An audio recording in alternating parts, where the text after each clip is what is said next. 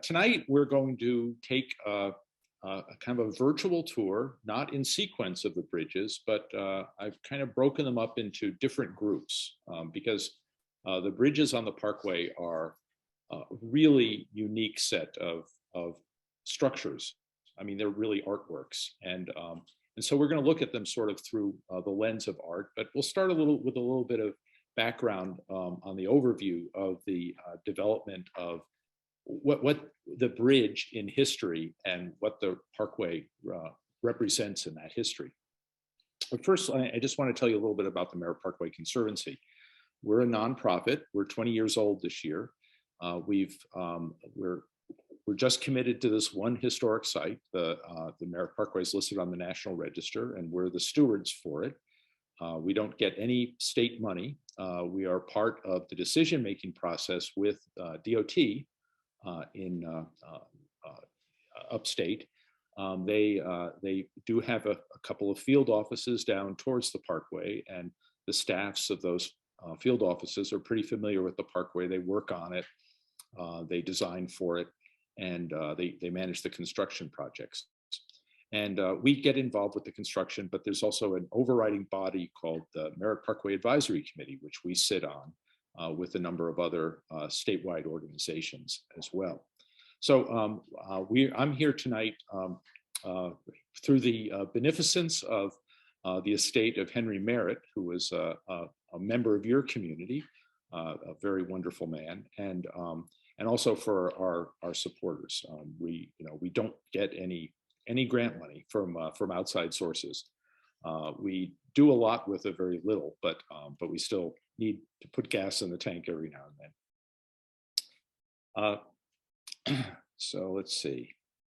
Okay, that is right. There's a little delay on this.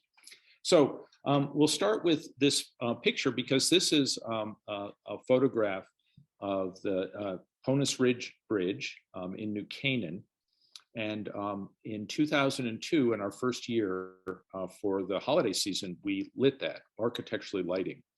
And it was really received very well across the country. We got reporting on it in San Francisco and Boston. People were really excited about it. We're hoping, we've been keeping our fingers crossed that we could celebrate the end of COVID at some point this year by lighting a bridge at the other end of the Parkway, the James Farm Bridge Road. That's the one with those wonderful wings on it, the piece of sculpture on the top. And if that works well, we would think about doing more architectural lighting. It's an underutilized approach to looking at the bridges, to having them just sort of sitting there as isolated objects in the dark. So that's one of our long-term goals for the coming year. So the Parkway, just to tell you a little bit about the background of the Parkway. The Parkway, the Merritt, is only the part of the Connecticut Parkway system that runs between the New York line and the Housatonic River. It's 39.5 miles long. It took a long time between its first being proposed in 1924.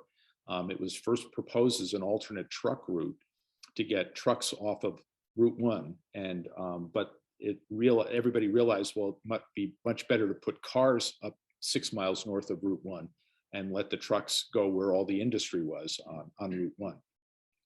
So it was designed between 1934 and 1940. They were still designing the landscape as they were doing it. It was constructed between 1936 and 1940. And it was only put on the National Register in 1991. But since then, all the federal money that has been put into the Parkway, and the feds pick up approximately 80 to 90% of any construction project on the Parkway, has to be restorative. We are improving safety and efficiency for transportation because that's its primary function, but changes cannot be made to the Parkway that will take away from its beauty. And it was put on the National Register because it was one of the last expressions of the City Beautiful movement, that when architects and city planners and people of Connecticut really wanted their built environment to be a lovely place. They did not, there was a lot of skepticism about this road when it was first proposed, but cooler heads prevailed, and the head of the Department of Highways at the time really pushed to impose the new standards of good roads on it, which meant no billboards, lots of green space, and it wasn't ever to be anything like I-95. That we were the last road to be built like that, and everyone who knows I-95 knows it was part of the first wave of the non-city beautiful roads that just crashed through American cities and the countryside without any concern about beauty or aesthetics. So that's just a little bit of background. And this is sort of, I think this one image that was generated at the time the Parkway was designed to kind of express what it would look like kind of says it all, what the original intention was. Now, the trees have grown up much more aggressively since then. All this open farmland has been developed with suburban development. But it also shows what the role of the bridges were. The Parkway was the first limited access road that was completely limited access when it was built in the United States. So it kind of set the model for that. Other roads had been built, and they were at-grade crossings and a mixed bag. But the Parkway was completely designed from soup to nuts to have to separate the crossing traffic. And so you could go without hitting the brakes for 39.5 miles when it was finished.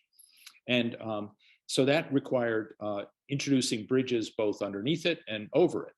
And instead of just doing the same bridge like the design standard for the interstate system is today, they decided to do 69 individually designed bridges. No two are identical. And they were all designed by one architect by the name of George Dunkelberger, and we'll take a look at him in a minute. And this is just sort of a kind of laying out the menu of the bridges that are there. Structurally, most of them use the exact same structural system, but they all take different forms in their outward expression. It's a rigid frame system that is used on most of the bridges. It's basically a steel frame inside that concrete that's really carrying the load.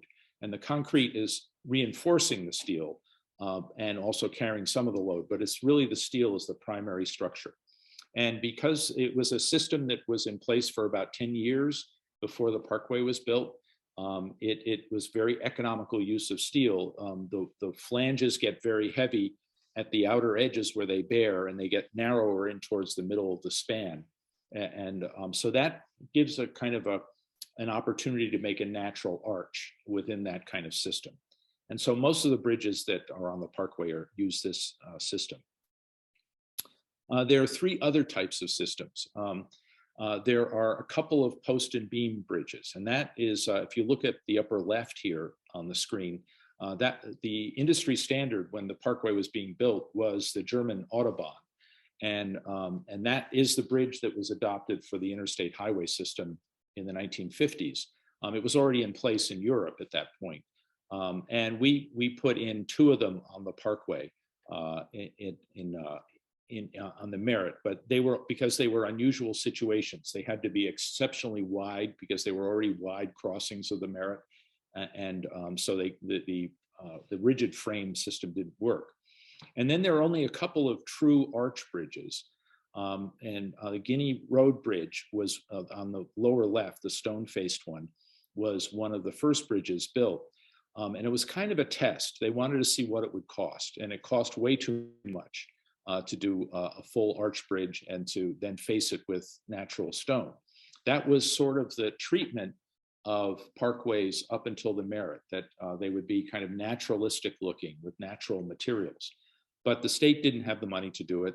The feds were not coming through with any major federal money. This was largely paid for by state and federal bonds, state and county bonds. The feds only put 2% of the total cost of the Parkway into it. And this was during the New Deal. So, people assume it's a New Deal program. It's a WPA era program. but it wasn't. It was really a Connecticut. This is a homegrown Connecticut resource. And then there's one other type of bridge that you probably have never seen unless you're canoeing on the Saugatuck River, because you go over this bridge and you're hardly aware of it, although we've just restored in the last couple of years the open railings. So it's the one bridge that you cross that has metal railings on the side of it for a long span. It's right heading northbound. It's just beyond the Westport YMCA. You cross over the Saugatuck River at that point. This used an engineering system that was first designed by Charles Eiffel, the engineer of the Eiffel Tower in France, and it was used by the Highway Department here by Leslie Summer, who was the chief engineer. And it was really quite an engineering marvel for its time. I mean, they were building over open water, and it was quite complicated. It's just been restored. It's been under restoration for 6 years. You've been driving over the guys working on it. They've replaced all the connections on the bridge, and they've added new connections underneath there, and they've painted it. And it's been quite a challenge to do that. And they're just demobilizing it now. So there wasn't a lot of aesthetics put into it. That's just a pure engineering structure. Now, this is George Dunkelberger, and this is the only photograph we have of him. We think it was on his wedding day. He was born outside of Philadelphia in Camden, and went to Drexel Institute, which was a school. He grew up in a very, family of modest means. And Drexel was a kind of a philanthropic university along the line of Cooper, Union, and Pratt Institute that was set up to allow people that didn't have a lot of wealth to get a really good education. And Drexel had a very Renaissance perspective of their education. So Dunkelberger got a good grounding in all the liberal arts besides just the techniques of building structures. He was an architect. He wasn't an engineer. So there was an engineer that designed the structural systems for all the Parkway bridges, but Dunkelberger actually did all the architectural, the parts of the bridges that showed to the public. And down the lower left-hand corner is, he set up practice as an architect in Hartford. He was doing sort of big commercial blocks in the Hartford area. And his practice just went south when the crash hit in the Depression. And he took a job to work on the Parkway bridges, and he spent the decade of the 1930s designing the bridges. And his mantra that he wrote in an article sort of summarizing what they were trying to do, he really had three aims. He wanted the bridges to be pleasing to the eye, and he was overseen by a committee. There was a Fairfield County-based committee called the Merritt Parkway Commission that reviewed all his, he had to present each plan to them, and they approved it. He actually presented 2 plans for each bridge to the commission. So there were really something like 140 bridges that he designed for the Parkway, of which half of them were built. And he wanted them to be a radical departure from highway bridge practice that was going on in the United States. Concrete had been in use for a long time, especially on the West Coast with new bridges, but he didn't want them to look like the West Coast bridges. He wanted them to be something very different. And he also wanted them to be very individual in character, and that they are. And it's very hard today, as someone who has studied the history of architecture, to try to categorize these neatly, because they are so individual, they don't fall into any one category. But I'll try to do my best tonight. So there are really 2 main currents that are occurring that influence Dunkelberger's decisions. One is the World Columbian Exposition of 1893 in Chicago, where electricity was introduced to the world for the first time.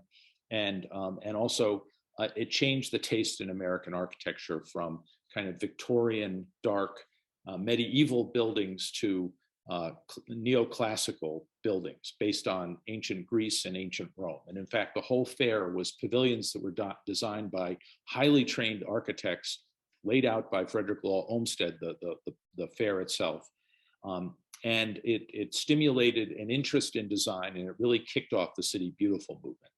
So there was this real undercurrent throughout the first half of the 20th century for classical architecture, which expressed itself in this area largely as colonial revival, except in downtowns where you sometimes get very nice Renaissance revival and Greek temples popping up in different types of buildings. And then the second big wave of taste occurred in 1925, closer to the kickoff of the Parkway, which was the Paris Exposition of 1925, which introduced to the world Art Deco, and which was a variant of neoclassicism, but a really radical change to neoclassicism. It was still based on the principles, the proportions of neoclassicism, but it introduced a lot more grace and fluid curves into design that were all manneristic. They were not based on academic readings of classical architecture. They were completely inventive. And the theme of the fair was water. And I think that it kind of partnered really well. I mean, we are one of the largest Art Deco structures in the world, the Merritt Parkway, if you classify the whole thing that, because there is a little bit of Art Deco in every bridge on the Parkway, although it's not dominant in a lot of them. But there was this idea that you had this new traffic, uninterrupted traffic that flowed. It was almost like a liquid that was on this new course, like you were on a canal, and so introducing a kind of a vocabulary of architecture that was based on the Paris Fair, which was all about water, seemed to be an appropriate idea. I don't think Dunkelberger ever expressed that in so many words, but that was pretty much what he did. So we'll start by looking at the neoclassical roots of the Merritt Parkway bridges. And they really go back to Roman antiquity. It wasn't really in human nature to build ornamental bridges. People had been building bridges for millennia before the Roman Empire, but the Romans perfected the arch and was a radical improvement. It was really the first light kind of construction compared to very, very heavy construction of the Greeks and then even heavier construction of the Assyrians and the Egyptians. And so they started to decorate bridges around the first century of the current era. And we don't really know why, but they became, and there are only a few of them left. This is the bridge at Rimini across the Tiber that was built for the Emperor Augustus. And probably for his visit there, they built the bridge. And it has a lot of the same vocabulary that was picked up on the Merritt Parkway bridges. The neoclassical-ish bridges on the Parkway have some sort of expression of ashlar stone laid in blocks, very, very rigid, formalized stone that you see in classical buildings. A lot of projecting features at the top that give a lot of shadow play. A few of them have ornamental niches. They don't look like classical niches per se exactly, but there's niches in some of those bridges. And then they're all based on a variant of the Roman or round arch in terms of what they're trying to express. And then in the Renaissance, bridge design picked up. It sort of went, they were still building bridges between the Renaissance and ancient Rome, but it was really an idea of ornamenting them again for the first time occurred in the Renaissance. And this is the Trinity Bridge in Florence that was destroyed by the Nazis during World War II and rebuilt. So this is the rebuilding of it, but it was designed by Michelangelo. And you really can't get a better designer for a bridge than that. And this was what they were trying to, what Dunkelberger was trying to express with his bridges, a number of elements. So in some of the bridges, he put in, over on the left, the piers here are shaped like wedges, and they're called cutwater pylons, because you don't want the thrust of the river hitting the bridge it creates turbulence. And these bridges were used for commerce. This was the main street of Florence at this point. You didn't move stuff around on land, you moved it on water. So it was like a big canal. And you needed a lot of space to get the boats through, and you didn't want to create a lot of turbulence when you hit the bridges. So cutwater, and Dunkelberger puts cutwater pylons on the Merritt Parkway, even though he's not dividing water. But I think that they're just representative of this idea of traffic flow. He's making a symbolic gesture to that. And then in the center, in the Renaissance architects started decorating the bridges with these medallions, and they're called cartouches. And this one probably had something about the Medici family that probably paid for the bridge on it, just a memorialization of that. And then the arch form has changed from the very narrow round arch to an elliptical arch. So Michelangelo really did kind of push the envelope with the arch there and the structural framing of it. So those are some of the ideas from this bridge that Dunkelberger borrowed. And then a probably more famous bridge is the Rialto Bridge in Venice. Now, Venice was the first city that was designed around a canal system in the West. It was so successful that it was widely copied throughout Northern Europe, England. The Regent's Canal system in the 19th century came in 250 years after this canal system. But to have an effective canal system in an urban area, you need a lot of bridges. And with the Rialto, the bridges here, because it was a pedestrian city apart from the canal system, became a market up above. And it became very ornamented. These became, really urbane objects in the landscape. So here on the Rialto Bridge, you start having relief sculpture that is just carved into it as decorative elements. I mean, everything in Venice is decorated. And then a much more open balustrade to prevent pedestrians from falling off. And even though there aren't a lot of pedestrians that walk across the bridges of the Merritt, there are balustrades on a number of the bridges that are articulated as such. So Dunkelberger borrowed all these things and then reinterpreted it through a completely new lens. So we'll start with what the state of the art was when Dunkelberger started out, and it was McKinley and White's Arlington Bridge, which was really one of the last great neoclassical moments. It connects Arlington Cemetery with Washington, and it's an absolutely beautiful bridge. I still love driving over it today. It's very, very graceful, and you can see elements of that. That was the hottest neoclassical bridge.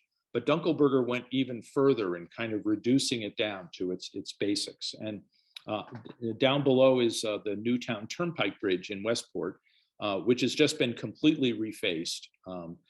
We wrapped that job up last year, and it looks brand new again from its previous state. It was the cast stone on it was starting to fall off, and DOT was afraid that someone's going to get hurt driving underneath it. So. Here he does a very, very simple interpretation of a traditional Renaissance bridge with a little less articulation, decorative articulation than the McKinley and White Bridge. And here's one of those cutwaters that I was telling you about on Frenchtown Road. The pylon here in the center of the bridge, the rest of the bridge is very plain with those elliptical arches, but he puts these cutwaters on to divide the traffic, and they're very beautiful too. I mean, keep your eye on the road, but also when you're going under the bridges, look at these wonderful features. And then Round Hill Road is the second bridge you encounter coming in from the New York line, and he put niches on the piers. So. The bridges terminate in what are called pylons, and then the pieces between the piers and the earth, the non-roadway, we call those wing walls. And then the part that is between those two structural anchors is the span. And so he had a lot of opportunity to treat the pylons in a different vocabulary, and that's where he put a lot of his effort. but also the balustrade across is an express balustrade with corbels, just like on the Rimini Bridge. So he's referencing all these classical features on this one bridge without it, no one would ever mistake the two bridges for each other, but they're distantly related cousins. Up in Fairfield, you might be familiar with this bridge, the Easton Bridge. He put in little Juliet balconies with the niches too. It's unlikely that anyone would ever get up there and get proposed to in one of those balconies. But you know, they're just wonderful little references to classical Rome. And here they are in slightly bigger detail. Very, very different interpretation, but the vocabulary of the classical bridge is there. He's scored in lines, ashlar lines between it to suggest ashlar masonry on Round Hill, and done this wonderful shadow play. How the niche is proud, sits proud of the pylon. So on Ponus Ridge, we have both the arch is framed with blocks of woods, and in an arch, those are called voussoirs. And so these are not structural voussoirs; these are decorative voussoirs. So he puts the units up to form the arch. He puts a cartouche on it with the state of Connecticut seal, and there's I think about 8 of the bridges have the Connecticut seal worked into the design in one way or the other. But you know, they're usually in the form of a cartouche. And if you look closely at it, I hope you can see that from where you are. I mean, it's not just the medallion he's done. He's got all this flower arrangement behind it. I mean, it's really quite beautiful on the Ponus Ridge Bridge. And then he puts a balustrade up. It's a very simple balustrade, but you know, Ponus Ridge is not a walkable street. I mean, nobody walks on that street. It's only cars, but he needs to terminate the bridge somehow, and he details it as a balustrade rather than just a big empty concrete space. And one of my favorites is Stanwich Road, where he does some relief sculpture similar to what they were doing on the Venice Bridge. This one has a very nice balustrade on it. Again, Stanwich Bridge is not a walkable. There are no neighborhoods on either side of it. It's like, you know, 2-acre zoning on either side of the bridges. But the decorative medallion here is in the form of an automobile key with the symbol that had been in place since the beginning of the automobile, a wing tire, which, you know, suggested automotive power. So it's just this wonderful, quirky symbol. I mean, you know, he designed this. He was working with a sculptor in New Haven who did a lot of the modeling for him. But he would come up with ideas like, let's ornament the bridge with a giant key, automobile key. It was pretty cool. And then North Street Bridge is really just all the classical references just in the ashlar suggestion and the scoring of it. And there's a detail of it. I mean, he doesn't make any attempt to put any horizontal lines in this. It's just vertical lines on this one, and then long unbroken horizontal lines. So it's completely abstraction of the classical mode of building bridges. Main Street Trumbull, here again, it's just horizontal lines here. The voussoirs are just lightly suggested, and then he sets up a kind of almost a piano key arrangement for the balustrade. Very clever use of materials, and trying to, you know, change the appearance of each bridge from each other. Marvin Ridge Road, this bridge, the span was replaced about before the Parkway went on the register, so it would have been the late 80s, and it's not a successful restoration. It's very cheesy looking. This bridge is going to be repaired, and if you care about the bridges as much as we do, write to DOT or let your representative know that you really want to see that original profile that's much more graceful brought back to this bridge and get rid of these horrible panels that are on there. But this one has a little sort of neoclassical Adamesque inset, almost like Wedgwood china put into it. And here the balustrade is blind, but he does put a pattern into the original. And that is on the right here is the original work. On the left is the replacement work. So now we'll look at some of the Art Deco and the Art Moderne expressions that are on the bridge. And Art Deco and Art Moderne are modern terminology, is modern terms that were invented by architectural historians and decorative arts experts to kind of describe something that the people that were creating it wouldn't have recognized. They didn't know they were making Art Deco stuff. They were following current fashion. And you know, they're two very closely related movements in the art world. Art Deco bends classicism, and then Art Moderne kind of simplifies Art Deco. So if you think of them that way, and they arrive about 10 years apart, but they're both in play at the time that Dunkelberger is building the bridges. And just to sort of compare the two of them, Art Deco is in the lower left here. This is one of the pavilions from the Paris Exposition. And as you can see, it's got a lot of curves in it. It's got relief structure. It's a little bit fussier than the other buildings. The building up in the upper left-hand side is just I just took these. I don't know if Dunkelberger saw this, but these were all in images that were in architectural record at the time that he was sitting down to start the design of the bridge. So he probably had architectural record. He probably saw these. I see these ideas in the Merritt Parkway bridges.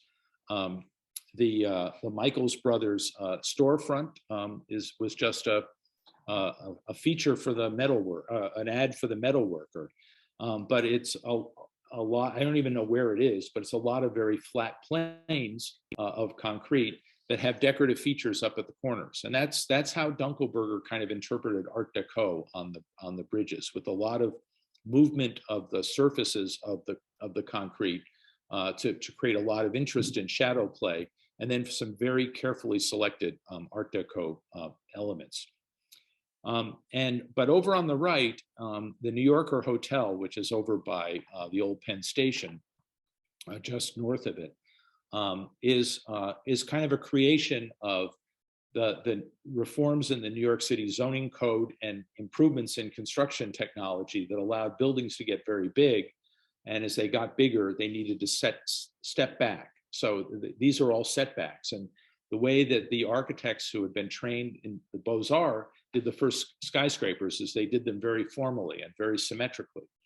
And you can see that in a lot of the pylons, the way that they're modeled on the Parkway, that Dunkelberger is using the same devices that are clear on a building like the New Yorker, not necessarily the New Yorker itself, although the New Yorker at the entranceway has a lot of Art Deco decoration that is almost identical to what's on the Merritt Parkway. And this building predates the Parkway. So I have a feeling that at some point, Dunkelberger walked by the building and saw it and said, hey, yeah, that works pretty well together. And was picking it up. It's on a very public street. If he ever got on a train to go visit his relatives in Camden, he would have walked by this building.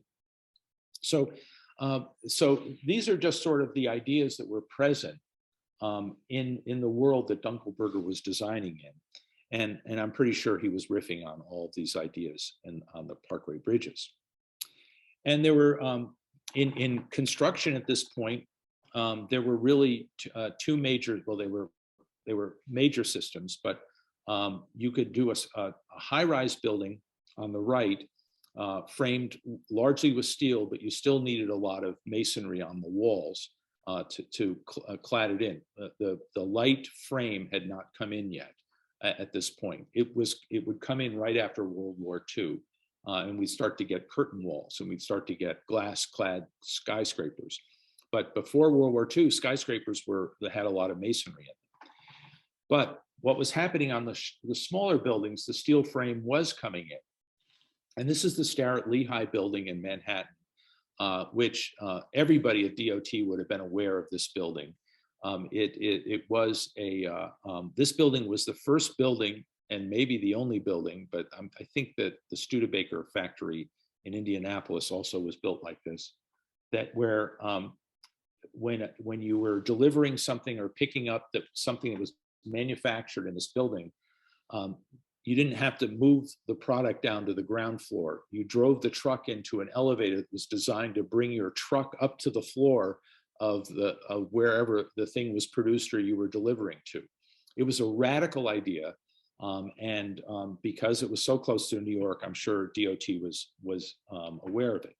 But it's also a type of a building that has a lot of horizontal lines. So you see the skyscraper with a lot of verticality, and this other kind of building, an industrial building. And I'm pretty sure that in some of the bridges that Dunkelberger was aware of these as design patterns, because he had a hierarchy of locating bridges. The bridges that were down in low spots and underneath the parkway tend to have horizontal lines, like the Starrett, Lehigh Starrett building. And the buildings that were up on the tops of summits, because the parkway is kind of like a roller coaster, you go up and down, had vertical lines to express where you were. So if you look at the Newfield Avenue underpass in Stamford, you can see that the same kind of verticality that's happening, and the same kind of shallow setback that's on that storefront that we looked at just a minute ago to create shadow play. These are this is just him sitting down with a pencil and saying, I'll give it a 2-inch reveal, I'll give it a 4-inch reveal, I'll give it a 1-inch score, vertical score, just to create some shadow play in the bridge. But down here, this is the Easton Road overpass in Westport. This one is underneath the parkway. The parkway passes over it.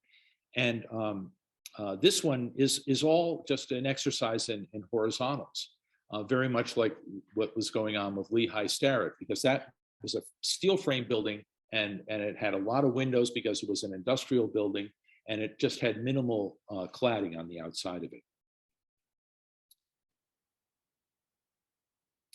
And so some of the pylons that sort of riff on this sort of setback massing and this interplay of shallow and deep shadow play. One is Congress Street, probably the cleanest of all. I mean, it's pretty filthy right now, but it's the cleanest in terms of lines of all the Parkway bridges, in terms of demonstrating what was going on in the current architectural world that he was mimicking. So the balustrade here is not classical at all. It's just a series of alternating wall planes, and then the pylons look like a setback skyscraper that keep getting shorter and shorter and farther back from the sky. And the reason those buildings were set back is to let light down onto the street. If the building went up straight, it would cut out all the light and air on the street. So there was a practical reason for that. There's a sort of a structural reason for it here. He doesn't need the mass down at the bottom. He's sort of making these buttresses so they look structurally appropriate.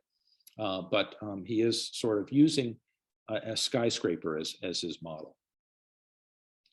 And my favorite one of this type of bridge is the Riverbank Road Bridge. Riverbank Road Bridge was included in an exhibition at MoMA on bridge design, the history of bridge design, just as minimalism was coming in to play. And the curator was a minimalist. And she used this as a negative example about to demonstrate what you should never do with a bridge. And this bridge always makes me smile when I go. It's just exuberant. I mean, it's like Hollywood uplights, searchlights going up. It's on angles. It's split. You can hardly see it on the photograph over here, but those pylons split. So there's like daylight between the two of them. I mean, this is a happy bridge, and I think it also says something about his playfulness too in doing it, not just his playfulness with shadows, but just with form. Newfield Avenue is that we looked at. That was the bridge that we lit a few years ago. This one has a cartouche. It's got a lot of subtle wall plane action going on, receding walls on the wing walls. And this one was cleaned up during the when this phase was done about 10 years ago. So the parkway is being rehabilitated in 8 phases. It's been under construction for the last 20 years. And they're short stretches. So you'll see the construction going on for like, in the Westport section went on way too long. That project was, the contractor was awful. But the current phase that's just this side of Route 7 is going really well. They're on track, they're on budget. So that's the good news. But each time of one of those short sections of the parkway gets rehabbed, the bridges get either completely repaired or they get partially repaired. And Newfield got a lot of skim coating and a lot of repair of its details about 8 years ago. And it looks really good now. And this was before the restoration. So the other thing that came out of the 1925 fair, as I mentioned before, was this interest in water, introducing water into design. And this is where Dunkelberger starts using details. Like, so we've just been talking about the kind of art moderne massing, but he's going to start to dress them up a little bit, some of the bridges up with details that are derived from 2 fountains. The fountain on the left was in the center of the fair. It was sort of like the Unisphere at the 64 World's Fair. It was the focal feature of the fair. The one on the right was even more famous in some regards. It was done by the glass artist Lalique, and it pumped perfume through glass that was sort of moving all around in different directions. And it was an object of great fascination to the French, but also it picks itself up in the United States as a design element. It gets copied and reinterpreted. Another thing, an unusual thing at the fair, was a kind of an interest in going to different cultures besides European classicism. So there was a fascination with Aztec culture at the time, and this sunburst motif that was in one of the pavilions. That I think this might have been right next to the Lalique fountain. Was a major element of fascination that got copied in many different ways, including on the Parkway, where Dunkelberger uses a kind of a stylized sunburst on a couple of the bridges. This one on the left is on the South Avenue overpass. So here is that South Avenue overpass. So this one, and I apologize for the photograph. I tried to put in some original photographs, but not all of them are really top notch. This is a relatively plain bridge overall, except for its decoration, which is really highly specialized. We'll take a closer look at it here. So over here on the right is this relief ornament that he puts on it that symbolizes the fountain. It's a bunch of splashing waves going up the side of the pylon, and then over to the right of it is this sunburst motif that was picked up from the fair. And White Oakshade Road has also, and I don't really know why these 2 bridges are very close to each other, and why New Canaan got the benefit of this really interesting Art Deco detailing. But this one is sort of more of a riff on the Lalique fountain, and this, on the pylon here. So it's decorative. The detailing in classical architecture, there is a kind of a detail at the top of the railing here where you set the blocks so that the sharp angle is out facing you. It's called something toothing, and I'm drawing a blank on it right now. But it was also a very prominent feature in a lot of the buildings at the 25 Fair as well. And one of the highest level and probably most there's been a lot written about this bridge, is the North Avenue Bridge in Westport, which has not only just an abundance of shadow play going on, verticality, but also some really impressive Art Deco detailing, both in inlaid multicolored panels, which is a process called sgraffito, representing the fountains. And then the fountain motif is represented in the ironwork on the railing that's up on top of the bridge. And Art Deco was also about curves, and there are a couple of curved bridges on the Parkway, or bridges that express curves. This wire mill in Stamford, it's now grown back up again, so you can't really see it, but it kind of, like on both sides, it kind of embraces you. It kind of holds its arms out as you pass under it. And it is planned on a curve. So the wing walls actually curve around towards you, which is really quite a very graceful thing. And this was, it has a classical cartouche in the middle too. So it's hard to really say that this is one style, one tradition. It's got classicism in it, it's got Deco in it, but it's just wonderfully inventive, and it works. And there's not another bridge like this in the world. And it was repaired pretty nicely in the early 2000s. And then a bridge that you go over again, but this is worth pulling off the Parkway to see. It's right at Main Street in Stratford, just before you go over the Sikorsky Bridge. And we have a little museum in the shopping center that's over across from this bridge. But this is like a very, very interesting bridge. He scores in these kind of rainbow-like lines into the surface of the bridge. And then this giant, very flat ironwork, sheet ironwork, is put there in a very strange kind of sunflower pattern. So I'm not really sure what was on his mind the day he designed this, but it's one of the craziest bridges probably in the United States. And it's really quite impressive. East Rocks, again, is one of those hybrids. It's got a balustrade, it's got the verticality, but it's also got a kind of a very flat representation that is sort of a cross between the sunburst and the fountain feature. And it's a very elegant feature, and it's a very beautiful feature on that bridge.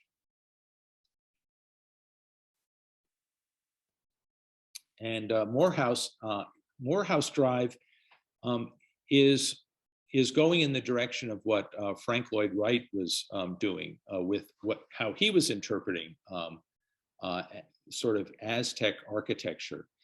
He was doing it with precast materials.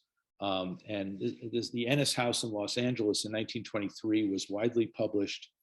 It had a very repetitive form that was put in different relationships. So some were mirror images and some were put upside down. And it was very highly patterned. And he pretty much tried that on the Morehouse Drive bridge. Again, not throughout the whole surface, but just at the edges, just to decorate the corners with some really unusual, very, very primitive looking.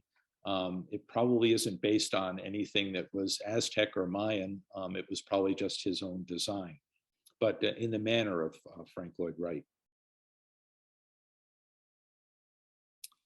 And then there's just an abundance of relief sculpture that is all over the map, just isolated things. So up in the right-hand corner is an owl, cast owl, beautiful casting on a road that isn't on the main, on the running surface of the Parkway. It's on Hillside Avenue.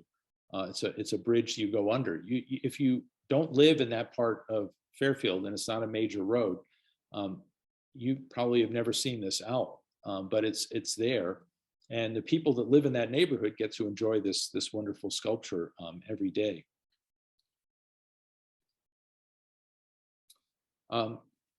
It was also, one of the things of architecture at the time.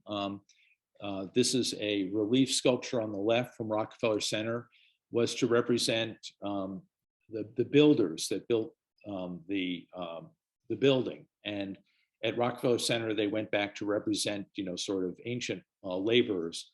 But on the Burr Street Road, there's a little panel. There are actually two flanking panels, one on each side. One on the left side is of the workers, and the one on the right side is of the engineers. They're surveying the parkway and they're laying it out. A little relief sculpture, just recognizing the people that built the bridge. The bridge did provide jobs for about 2,000 people during the Depression. And then it was also the tricentennial of New Haven, of the settlement of New Haven, by European settlement of New Haven. And there was a sort of a desire, since this was going to be the main road between New York and New Haven, to kind of recognize that in the parkway. So on the Comstock Hill Road, which is the narrowest bridge on the parkway, there's this wonderful relief sculpture, one of a colonial settler, and then one of a Native American, and they're on opposite sides of the pylons. This bridge is in terrible aesthetic condition, and this is extremely high art, and we're trying to figure out really how to deal with this bridge. This is a real challenge to fit this within the existing practices of DOT and still come out whole at the other end. This one is slated for repair in the next 2 years. And then there's Merwin's Lane in Fairfield is a bridge that defies any kind of classification. This is completely one-off.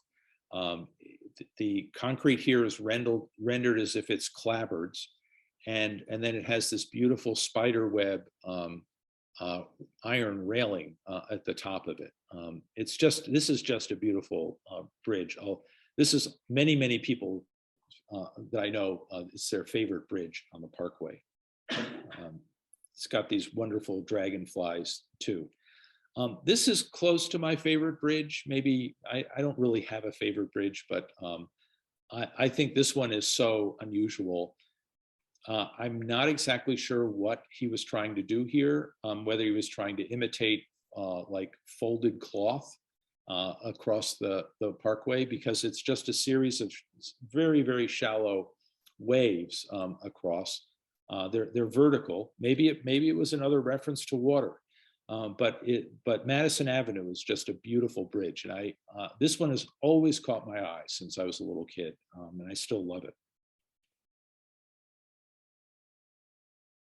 And then James Farm Road, which was one of the last bridges done. It has the Connecticut seal on this time not in the center, but over on the sides on the pylons. And then the center pylon is crowned with Nike wings, modeled on the classic statue of Nike, but a kind of a modern interpretation of them. One of the interesting things about Drexel's education is in the center of the architecture school was a plaster cast of the Nike statue. So, it's clear where he got the idea from. And this was a monument to the civil engineers that actually, laid out the parkway and built the bridges and structures. And this is the one that we hope to win. So there's the classical statue of Nike on the left, and just a close-up of it. And this is the full-size plaster mold.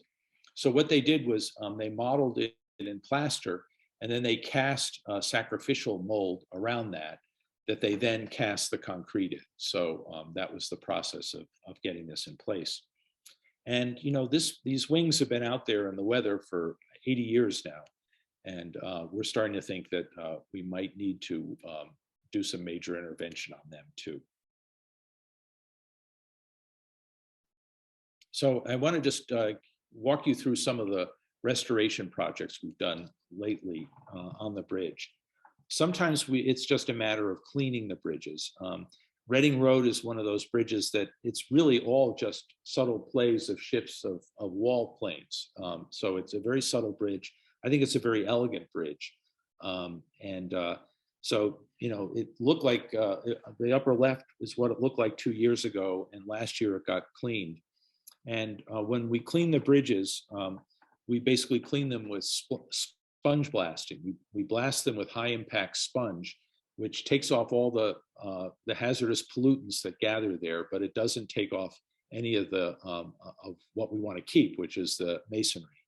And it's been very effective at cleaning the bridges, and they really need to be cleaned. I mean, this one hadn't been cleaned since the Clean Air Act, but they do need to be cleaned about every 20 years. There's a lot of algae and things that grow on them and kind of catch a lot of the atmospheric pollution. Lake Avenue Bridge in Greenwich was one of the last bridges built on the Parkway. And they decided to try a lot more ironwork on this bridge than they had on any of the other bridges. And the span it's a very long span, and it was shot, and it really had been declared the second worst bridge in Connecticut on the highest priority list for about 15 years before they were able to get the money together to do it. But when it went on the endangered list, we brought in paint conservators that looked at all the cast iron ornament that's on it and the structural steel. And we were able to, it had like 3 different colors that had been changed over its history.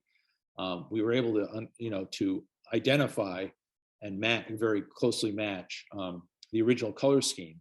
And so when this bridge was repaired 2 years ago, the span was completely taken down, and all the ironwork had been taken off at that point. And we didn't know if we were going to be able to get the ironwork off.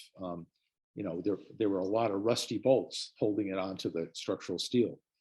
Fortunately, we got it all off, but we didn't. The contractor was very, very good. The contractor got it off, and we got it to a shop. It was all sponge blasted down to bare metal, and then given about 15 coats of industrial paint in the color scheme that we want it to be. It's automobile paint, so it's pretty rugged stuff. And we won a number of awards for it, because the Conservancy did a lot of the planning of the restoration, and then we kind of monitored the restoration part. DOT actually managed the construction contract, and then we had a really good contractor who did the work. So that's what the sponge blasting stuff looks like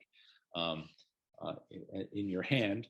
And on the second in from the left is what one of the urn motifs looked like before it was sandblasted. This was our mock-up of what the color analysis told us was. It was, it's the symbol of Connecticut, the grapes on a grapevine. And in this case, the grapes were picked out from the leaf, the kind of olive color leaves in a gold. And we were able to match that pretty carefully. And they did a wonderful job of refinishing it. So we were very pleased with the outcome of this. We actually, there's a lot of fear because of the restoration aspect that we were not going to get the bridge done on time, that the restoration was somehow going to delay it. We actually got the bridge done 10 days ahead of schedule. So, but it meant a lot of trips for all of us up to New London to make sure that happened. We were all very happy when we opened the bridge again. This is a bridge that handles a lot of school buses. So having it, we had it out for the summer, but it was going into the next school year too. And then recently, you might have seen the work going on in Clinton Avenue, which is one of my favorite bridges. This is an original photograph of what its original condition was. And you can see that At the top of the pylons, there's this is a black and white photograph, but there were two colors on the bridge at that point. And the inset panels, those little diapers, were actually cast stone with bright ruby red cast glass into them, and that reflected light and picked up a little bit of life on the bridge. The rest of the bridge had been basically finished off with a mortar mix that imitated Stony Creek granite. That beautiful, if you're on I-95 to the east of New Haven, you go through this part where all of a sudden all the stone on the side of the road turns sort of this pinkish color. Stony Creek was used in the base of the Statue of Liberty and the Brooklyn Bridge. I mean, it's a very beautiful granite that architects have loved for years. And they spec'd it when they built this bridge. So it was like a pinkish bridge with these red insets on it. And then the color analysis showed that there was a sort of an olive green, not as olive as Lake Avenue, but it was a green span across it. And so this is how it came out after the restoration. And we were able to refinish the very upper part of the pylons.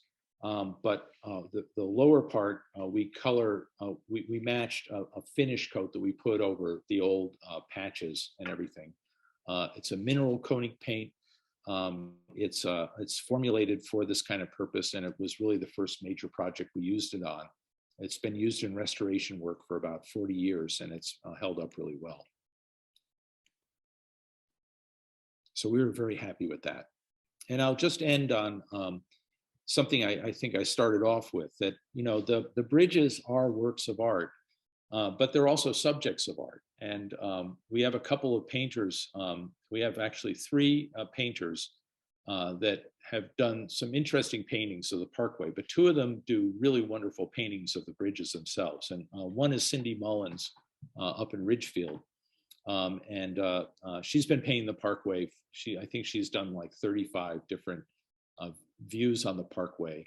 And if you want to see her work, that's her website. If you don't want to write it down now, you can contact me and I can send it to you.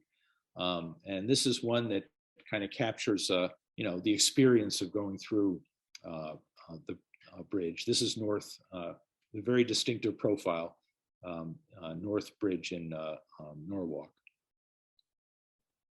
And then Patricia Corbett has just started a series of paintings of the bridge.